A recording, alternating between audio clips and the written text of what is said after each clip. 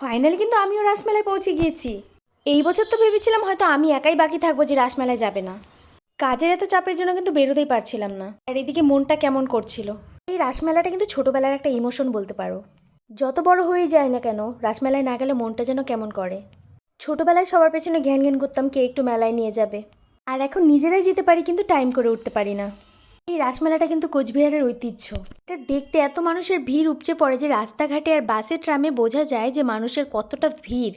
এই যে দেখো, একই জিনিস কিন্তু প্রতি বছর ছোটোবেলার থেকে দেখে আসছি, তবুও কেমন যেন একটা বছর মিস করলে মনটা খারাপ হয়ে যায়। তাই কিন্তু একটা ছোট্ট মিনি ব্লগ তোমাদের সঙ্গে শেয়ার করলাম। যারা যারা কোচবিহারের রাসমেলা দেখোনি তারা কিন্তু আগামী বছর অবশ্যই আসবে। আমার তরফ থেকে আমন্ত্রণ থাকলো আমার বাইরের বন্ধুদের। কোচবিহারের রাস, মদনমোহন বাড়ি সব কিছু যেন একটা অন্যরকম ফিলিংস, সেটা বলে বোঝানো যাবে না। অনেক দিন পর কিন্তু রাসমেলার সাথে মদন বাড়িতেও আসা হলো, আর মদনমোহনকেও দেখা হলো। কি সুন্দর না? আর এদিকে দেখো, মা দুর্গার একটা ছোট্ট ভিডিও করেছি, কত সুন্দর দেখতে। ছোটোবেলার টমটম গাড়ি, যেটা না কিনলে চলতোই না। মেলা মানে তো খাবো দাবো, নাগরদোলা চড়বো আর আড্ডা দেবো অনেকটা।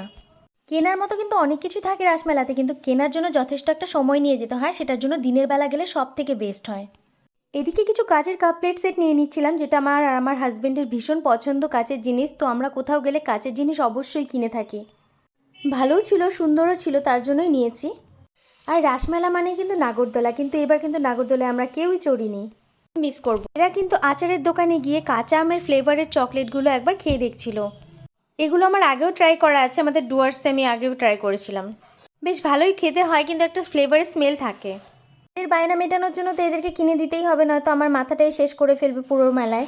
কিন্তু কোনো দোকান বা কোনো কিছুর ভিডিও করিনি, কিন্তু এখানে যেহেতু লিখে দিয়েছে ফটো বা ভিডিও করা যাবে না, তার জন্য কিন্তু আমি ইচ্ছে করে ভিডিও করেছি, ওদের সামনে দেখিয়ে মেলায় এসেছো ফটো তুলব না, হবে নাকি। এদিকে কিন্তু বাড়ি ফেরার পথে আমরা একটু প্রোগ্রামের সামনে দাঁড়িয়েছিলাম, তো প্রোগ্রাম হচ্ছিল জন্য ওরা একটু ডান্স করে নিচ্ছিল, ভাই বোনেরা মিলে অনেকটা আনন্দ করছিল, তো আমি ভাবলাম যে ওদের ভিডিওটা একটু নিয়ে নিই। এদিকে আমার ছেলের কিন্তু প্রচণ্ড ঘুম পেয়েছে, ঘুমে টুলুমুলু করছে, তারপরেও কিন্তু ডান্স করে যাচ্ছে, ওর এনার্জিটা দেখো। বললাম একটা দিনের জন্য সবাই মিলে একসাথে হয়েছে, আর ওরা ভাই বোনেরা এতটা আনন্দ করে, ওটা দেখেও মনটা ভালো লাগে। সব থেকে ভালো লাগছিল কি বলতো, আমরা 3 বোন একসাথে ছিলাম, ওরা ভাই বোনেরা একসাথে ছিল, অনেকটাই ভালো লাগছিল।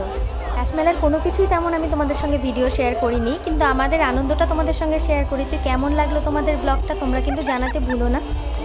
ওদের হাসি দেখে ব্লগ এডিট করতে গিয়ে আমার নিজেরই হাসি পেয়ে যাচ্ছিল। তো ভালো থেকো সবাই, তোমাদের সঙ্গে নেক্সট কোনো ব্লগে আবার দেখা হবে। তোমরা কতটা রাসমেলা এনজয় করলে সেটাও শেয়ার করো। চলো তাহলে এবার আসি, টাটা বাই।